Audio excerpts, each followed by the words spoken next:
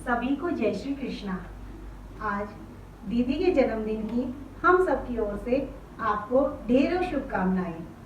किसी संत से सुना है, जब आप हंसते हैं तो ईश्वर की प्रार्थना करते हैं। हकीकत में जब आप किसी को हंसाते हैं तो ईश्वर स्वयं आपके लिए प्रार्थना करता है। हम सबको हंसाने वाली प्यारी दीदी के चेहरे पर मुस्कुराहट लाने के लिए हमने एक हास्य नाटिका आपके सामने प्रस्तुत कर रहे हैं, जिसका शीर्षक है खजाना लूटने की मास्टर क्लास। तो चलिए इस नाटिका के पात्रों से आपका परिचय करवाते हैं। इस नाटिका में चोरों के किरदार के रूप में सबसे पहले टपोरी के रूप में आ रही हैं दीप्ति सिकरिया। कैसा है भाई लोग? सुना तुम्हारा बर्थडे, हैप्पी बर्थडे। दूसरे पात्र के रूप में मिस्टर हकलू है वर्षा अग्रवाल।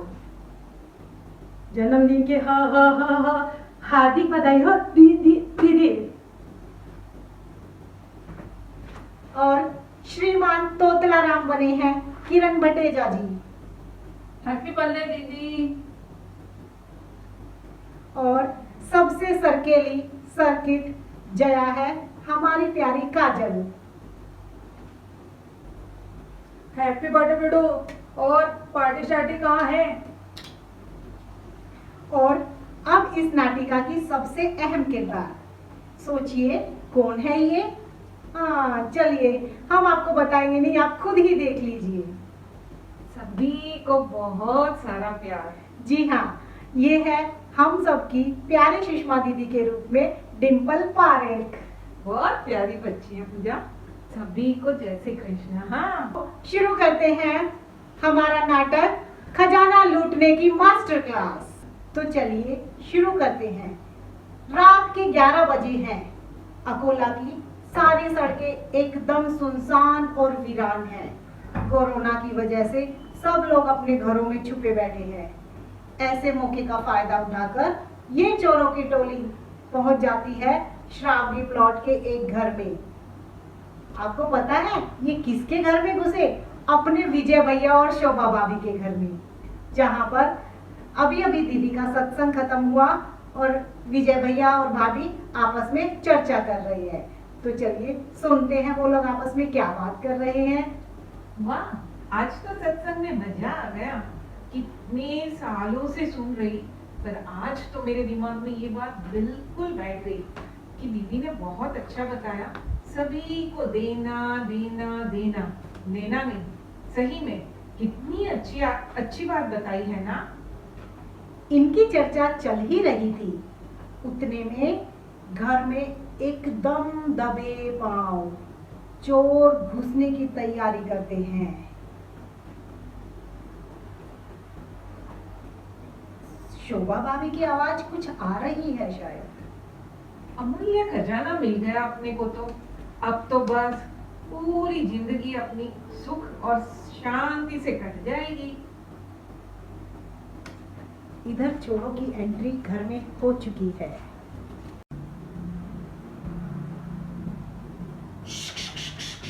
सुनो, कुछ खजाने के बारे में बात कर रहे हो लोग। इधर से विजय भाई की आवाज आ रही है। अरे दीदी के पास तो इतना भंडार भरा पड़ा है कि सिर्फ हम ही नहीं, सभी का जीवन सुधर गया। मैं तो तुम्हें बताना ही भूल गया। उस दिन बाजार में मुझे हरि भाई, महेश भाई, अनंत भाई, गोवर्धन भाई और भी कई जने मिले थे। वो भी कह रहे थे कि जब से सुषमा दीदी मिले हैं, हमारी तो सारी परेशानियां दूर हो गई। हम सब बहुत सुखी और धनवान हो गए। अरे वाह, आज तो मजा आ जाएगा। लगता है हम सब लोग बहुत मालामाल होने वाले हैं। चलो चलो। अरे ध्यान से सुनो, वो लोग नाम बता रहे हैं। अरे उनका नाम सुषमा दीदी है। अबे हकलाना बंद कर, नहीं तो इधर ही पकड़े जाएंगे अपन सब लोग। चलो चलो भाई लोग, अब तो थाला खजाना अपना हो जाएगा। रुको, देखो भाई लोग, यहाँ पे जितना भी हिस्सा होगा ना, खजाने में बराबर का हिस्सा होगा। अपन प्रॉमिस करेला है। अब ज्यादा डिस्कशन नहीं मांगता, नहीं तो इधर ही टपका डालेगा सबको। मेरे पास एक आइडिया है, उनको अपन किडनैप कर लेते हैं। हे माँ माता जी, उनको अपन उनको किडनैप कैसे करेंगे? अपने को तो उधर का पता ही नहीं मालूम। अरे अपन के होते हुए टेंशन काहे को लेता है, पता लगा लेगा अपन। चलो चलो चलो। और सारे चोर निकल पड़े दीदी को किडनैप करने। आइए देखते हैं, अगला सीन बहुत मजेदार होने वाला है। चोरों की ये टोली दीदी का एड्रेस पता करके पहुंच जाती है दीदी के घर पर। वहां जाकर दीदी के घर की डोरबेल बजाते हैं। टिंग टॉन्ग। अंदर से दीदी दरवाजा खोलते हैं। कुछ समझ न आने पर पूछते हैं, माफ करना, मैंने आप लोगों को पहचाना नहीं। अपन तुमको किडनैप करने को आया है। चलो रे, उठाओ इनको। मुझे किडनैप करने आए? अरे मुझे किडनैप करके आप लोगों का क्या फायदा होगा? ज्यादा शानपट्टी नहीं करने का। अपन को मालूम पड़ेला है कि तुम्हारे पास खजाने का भंडार भरा है। चलो रे, उठाओ इनको। अरे रुको रुको एक मिनट बेटा। अच्छा, आप लोगों को अगर ऐसा लगता है कि मुझे किडनैप करने से आप लोगों को फायदा होगा तो मैं चलती हूँ ना आप लोगों के साथ, ठीक है? हाँ हाँ, वैसे भी यही ठीक रहेगा, हम आपको उठा नहीं सकेंगे। तो ठीक है, लेकिन मेरी भी एक शर्त माननी पड़ेगी आप लोगों को। बोलो बोलो, क्या छलत है आपकी? वो बेवकूफ बना रहे हैं हम लोगों को। अरे नहीं बेटा, आप लोगों को बेवकूफ बनाकर मुझे क्या फायदा होगा? और वैसे भी मैं झूठ नहीं बोलती। ठीक है, बोलो फटाफट। अरे वो क्या है ना बेटा कि अभी कोरोना चल रहा है ना, तो थोड़ा अपने को सतर्क रहना पड़ेगा। और आप लोगों ने तो मास्क भी नहीं पहना है, तो मास्क लेके आती हूँ, सभी ने मास्क पहनना, ठीक है? और दीदी अंदर जाकर सैनिटाइजर लाते हैं और मास्क लेकर आते हैं। सबके हाथ सैनिटाइज करवाते हैं और सबको मास्क देते हैं, लेकिन उनको पता नहीं है मास्क का क्या करना है और सैनिटाइज का क्या करना है। कंफ्यूज से ये लोग फिर भी दीदी की बात मानते हुए मास्क पहनने की कोशिश कर रहे हैं। मैंने हाथ तो सैनिटाइज कर लिया, पर मैं मास्क नहीं पहनूंगी। अरे ऐसा क्यों बेटा? यदि मैं मास्क पहन लिया तो इन सबको कैसे पता चलेगा कि मैंने मुंह फुलाया है? अरे अब सबको पता चल गया है ना? हाँ पक्का ना? हाँ, ठीक है। अपने हेल्पिंग नेचर के कारण दीदी खुद ही उनके साथ किडनैप होकर चल पड़ते हैं। सारे चोर दीदी को ले जाते हैं, एक कोठरी में बैठाकर रस्सियों से बांधना शुरू करते हैं। कोई बात नहीं बेटा, लाओ मैं खुद ही बंद जाती हूँ, ठीक है? अब सब चोर उत्सुक हैं खजाने का पता करने के लिए। चलो अब जल्दी से खजाने का पता बताओ, जिसके लिए तुमको अपन किडनैप करके इधर लाए। अरे हाँ बेटा, मैं पता तो बताऊं, पर मुझे तो समझे आप लोग किस खजाने के बारे में बात कर रहे हो? हे माँ, आपको कुछ याद नहीं? अब हमारा क्या होगा? अरे रुको ना, सब याद आ जाएगा, थोड़ी कोशिश कर लिए। एक काम करते, मैं आप लोगों को जो भी पूछती हूँ ना, आप लोग उसका सही सही जवाब दीजिए, तो मुझे भी समझेगा आप लोग किस खजाने के बारे में बात कर रहे हैं, है ना? तो मुझे ये बताओ, किसने बताया आप लोगों को कि मेरे पास खजाना है? कीड़िया जीजा, हमने सुना है कि आपके पास खजाने का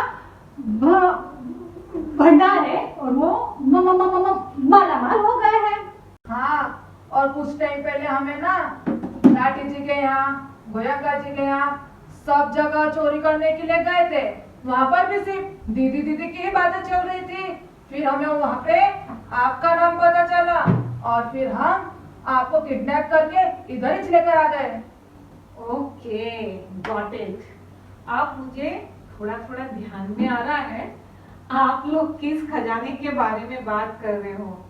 ओके फाइन, मैं अब आप लोगों को पता बताए बगैर कहीं नहीं जाने वाली हूँ, तो आप लोग कंफर्टेबल हो जाओ। ओके, और मैं ये पूछ रही थी आप लोग कब से निकले हुए हो, कुछ खाया क्या आप लोगों ने बेटा? ए, पिकनिक करने को नहीं आया है अपन, किडनैप करके लाया है तुमको, भूल गए क्या? अरे हाँ ठीक है, कोई बात नहीं। मुझे ये बताओ आप लोग कुछ पढ़ाई वढ़ाई किए हो क्या बेटा? हाँ हाँ, अब ये पढ़ाई का खजाने से क्या लेना देना? तुम कहीं अपन को चकमा देने की तो नहीं सोच रहे है ना? अरे नहीं बाबा, जास्ती स्मार्ट नहीं बनने का। मुझे मालूम था कि आप लोगों को मेरी बात का भरोसा नहीं आएगा। मैंने बोला ना, मैं आपको मदद करना चाहती हूँ, पर आप लोगों को मेरी बात डाइजेस्ट ही नहीं हो रही। डाइजेस्ट का मतलब क्या होता है? अपन को बहुत इंग्लिश आता है। डाइजेस्ट का मतलब ये जो अपना डाइजेस्टिव सिस्टम है ना, वही। अरे नहीं बेटा, ये दोनों के मीनिंग अलग होते हैं। रुको, पूरी बात सुनने का ना। Digestive system means started from right hand, ended from left hand. ये क्या है? दाएं हाथ से शुरू होता है और बाएं हाथ पे खत्म होता है। छी छी छी छी छी छी छी। ठीक है, अभी आप रहने दो, बाकी सारों से सुनते हैं। हाँ बेटा, आप बोलो। मुझे भी थोड़ी थोड़ी इंग्लिश आती है। वो क्या है ना, टीचर हमेशा स्कूल में हमसे पूछती थी, ये आप जिस पर बैठे हैं ना, इसको क्या बोलते हैं? से कुर्सी। हाँ याद है, खुर्ची। खुर्ची को इंग्लिश में क्या बोलते हैं? आम को इंग्लिश में क्या बोलते हैं? इसको इंग्लिश में क्या बोलते हैं? उसको इंग्लिश में क्या बोलते हैं? अरे बेटा, ये तो टीचर आपका नॉलेज बढ़े इसलिए पूछती। हाँ, अब इसमें नॉलेज बढ़ने की क्या बात है? यानी कि मैंने तो एक बार टीचर को बोल दी कि यदि सब चीज मुझे जाती थी तो मैंने टीचर बन जाती थी। ठीक है, रुको। अच्छा बेटा, आप बताओ आपको कौन से सब्जेक्ट में डिफिकल्टी होती थी? ही हिस्ट्री में एक दिन टीचर जी ने बोला कि तुम्हारे पापा को लेके आना।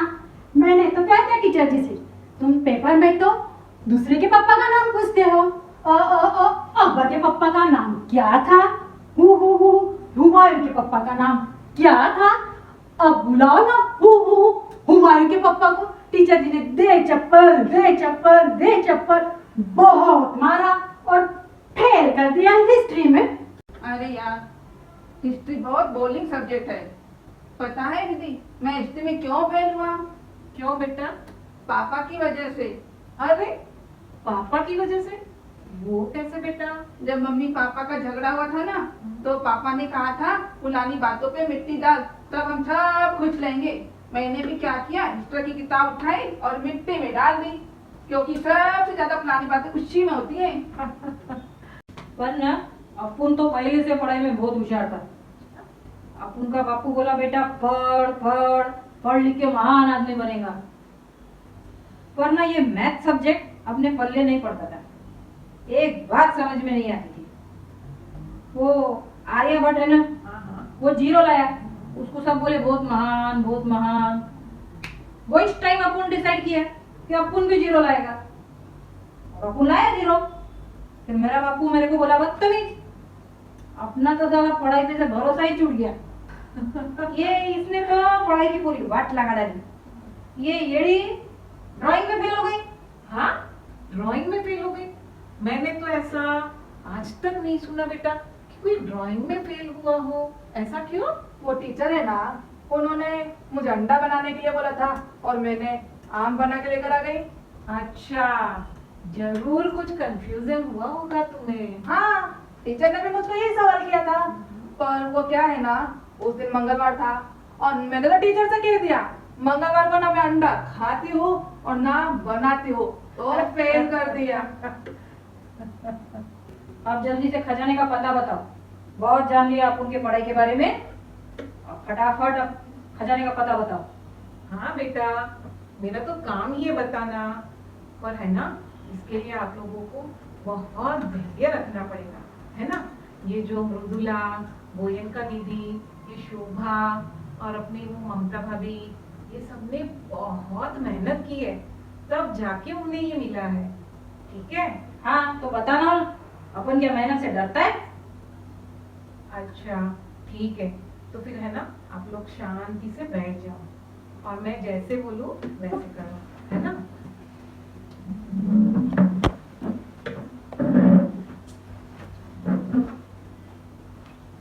सभी रिलैक्स होके बैठ जाएंगे। हाँ, अब लंबी गहरी सांस लो, छोड़ो, सांस लेते जाओ, छोड़ते जाओ। आती हुई और जाती हुई सांस पर ध्यान दो।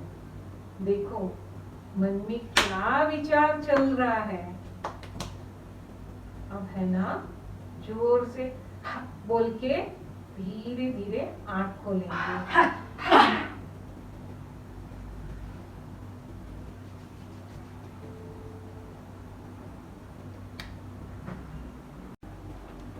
और दीदी इन्हें जीवन जीने का मूल मंत्र समझाते जाते हैं। दीदी के समझाते समझाते इनके जीवन में परिवर्तन आता जाता है। शायद अब तक आप लोग समझ चुके होंगे कि ये चोर कोई और नहीं, हमारे मन में छुपे हुए दोष, ईर्ष्या, क्रोध, अस्वीकार, चिंता, माया, लोभ, अपमान और आसक्ति जैसे नेगेटिव थॉट्स हैं, जो दीदी का सत्संग सुनते सुनते पॉजिटिव विचारों में बदल जाते हैं। कब ईर्ष्या प्रेम में, माया वास्तविकता में, क्रोध क्षमा में, अस्वीकार स्वीकार के रूप में बदल गए। चलिए देखते हैं आगे और इनके साथ क्या क्या परिवर्तन होता है। अरे वाह, बहुत रिलैक्स फील कर रहे हैं दीदी अपन।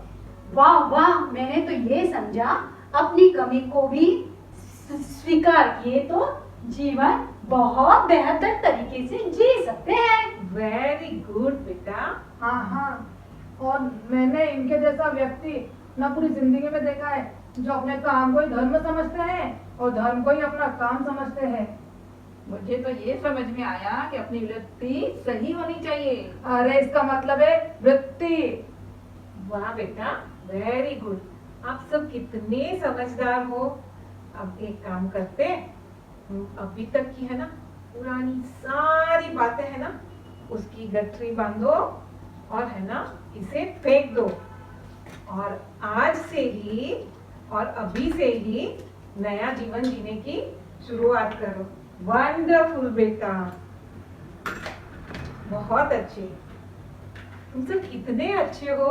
देखो अभी मैं एक बात बोलती हूँ, है ना, जीवन में कोई भी परिस्थिति आए, वो अनुकूल हो या प्रतिकूल हो, कभी वस्तु, व्यक्ति, कभी परिस्थिति, कुछ भी आए उसे एक्सेप्ट करना, है ना। और एक बात हमेशा याद रखना कि भगवान को थैंक यू जरूर बोलना। ओके, चलो ठीक है। जय श्री कृष्ण दीदी। जय श्री कृष्ण दीदी। जय श्री कृष्ण बोलता है दीदी अपन।